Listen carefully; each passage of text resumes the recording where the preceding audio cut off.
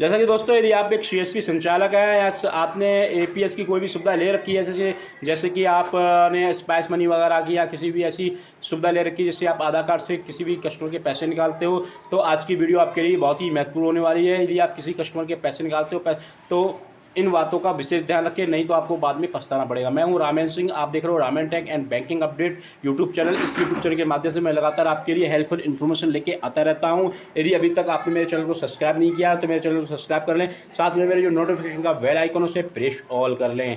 जैसा कि दोस्तों आपको पता है कि हमारे सीएसपी पे हमारा एपीएस ऑनर्स और ऑन ऑफर्स दो तरीके से ट्रांजेक्शन होते हैं। ऑनेस्ट ट्रांजेक्शन वो होता है जो हमारा भारतीय स्टेट बैंक की हमने सीएसपी ले रखी है और हम अगर स्टेट बैंक के कस्टमर का पैसा निकालते हैं उसे ऑनेस्ट ट्रांजेक्शन कहते हैं। ऑफर्स ट्रांजेक्शन होता है जैसे कोई पंजाब नेशनल बैंक का, कैनरा बैंक का पैसा निकालने आता है, उसे ऑफर्स ट्रांजेक्शन कहते हैं। ऑफर्स ट्रांजेक्शन करने से पहले आपको कुछ बातों का ध्यान रखना।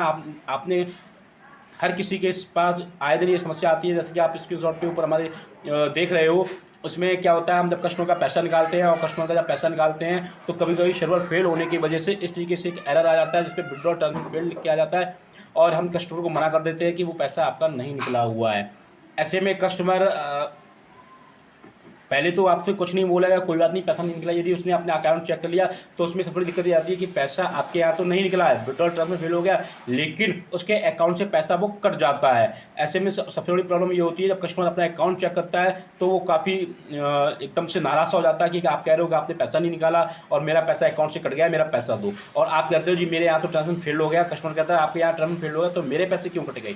अगर आपके मेरे पैसे कटे हैं तो पैसे कहाँ पे हैं? तो ये बहुत बड़ी दिक्कतों का सामना करना पड़ता है। जबकि आप अपने पोर्टल पे जाओगे, वहाँ चेक करोगे तो चेक करने पर भी आपका वहाँ ट्रांसफर फेल्ड ही दिखाएगा, लेकिन जब कस्टमर का अकाउंट की डिटेल स्टेटमेंट निकलवाओगे या उसे चेक करते हो तो वहाँ पर वो सक्सेस दिखा देता है। ऐसे में सबसे बड़ी प्रॉब्लम ये होती है कि वो पैसा तो कट गया, बात सही है, कस्टमर की भी बात ठीक है कि उसका पैसा कट गया और आपकी भी बात ठीक है कि हमारे यहाँ पैसा हमारे यहाँ विड्रॉल फेल हो गया, लेकिन हमें पैसा क्योंकि अगर आपके यहाँ विड्रॉल सक्सेस होता है हमारे यहाँ तो हमारा कैश होल्डिंग में वो पैसा बढ़ जाता है, तो वो पैसा ना तो आपके पास आया ना कस्टमर के पास, तो वो पैसा कहाँ गया? तो ये पैसा आप जान लीजिए, ये पैसा आपके सर्वर में फंस चुका है।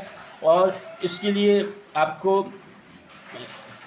वैसे तो वर्किंग डेज में 7 डेज में ये पैसा कस्टमर को आपको समझाना पड़ेगा कि आपका 1 हफ्ते के अंदर पैसा रिटर्न हो जाएगा। और उसके बावजूद भी कस्टमर ना माने तो आपको उससे ये बात कहनी पड़ेगी कि आप अपने बैंक में एक कंप्लेंट करवा दीजिए जिससे कि आपका वो जल्दी जल्दी पैसा वापस आ जाए। दूसरी बात ये तो हो गई एक अलग बात कि क्या करना क्या नहीं करना, लेकिन सबसे अहम बात ये है कि कस्टमर यदि किसी भी बैंक का पैसा निकालना आता है तो उससे साफ कह दीजिए यदि आपका पैसा फंसता है विड्रॉल, अगर आप मेरे यहाँ ट्रांजेक्शन सक्सेस होता है तभी मैं आपको पैसे दूंगा और तभी मेरी कोई जिम्मेदारी है। अगर आपका ट्रांजेक्शन फेल होता है मेरी कोई जिम्मेदारी नहीं है। आप अपनी रिस्क पे पैसा निकलवाना चाहते हो तो मैं निकालने के लिए तैयार हूँ। यदि आप रिस्क लेना नहीं चाहते तो आप कस्टमर का पैसा निकालने की कोशिश ना करें, क्योंकि कभी कभी क्या होता है कस्टमर बहुत ही अर्जेंट में पैसा निकालने के लिए आता है। मान लो किसी के खाते में केवल 5,000 रुपये पड़े हुए हैं, 10,000 रुपये पड़े हुए हैं और अर्जेंट उसे कहीं बाहर जाना है और उसने आधार कार्ड से 10,000 रुपये निकालने की कोशिश की और उसका पैसा फंस गया। और चूँकि गलती आपकी भी नहीं है, गलती कस्टमर की भी नहीं है, गलती सर्वर की है जो इतना वाहियात सर्वर हमारा एपीएस का है जो कभी भी काम ढंग से नहीं करता है। तो वहाँ पर समस्या किसे होती है? हमें समस्या होती है क्योंकि हम वहाँ पे बैठ के वर्क कर रहे हैं और कस्टमर को समस्या होती है कि वो अपना पैसा निकालने आया। ऐसे में जाहिर है कस्टमर का मूड ऑफ हो जाएगा और वो आपसे अभद्र तरीके का व्यवहार भी कर सकता है, क्योंकि जिसके पैसे फंसते हैं तो उसे क्योंकि वो अचानक उसे अर्जेंट काम करना होता है, उसका पैसा फंस गया, अब वो पैसा उसका 2 दिन बाद या 8 दिन बाद पैसा मिलता है तो सिंपल सी बात हर कोई नाराज़ होगा। तो इसलिए आप वहाँ पे बैठ के काम कर रहे हो, पहले कस्टमर को पूरी जानकारी दे दो, उसके बाद अगर कस्टमर पैसा निकालने के लिए राज़ी होता है तभी आप उसके पैसे निकालिए, वरना आप दिक्कत में आ जाओगे।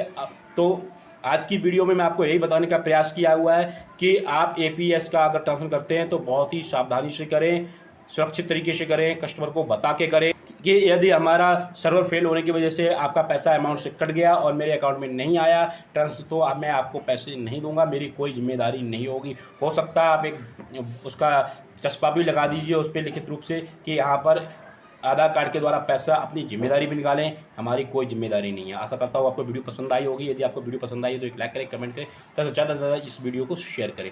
Thanks for watch.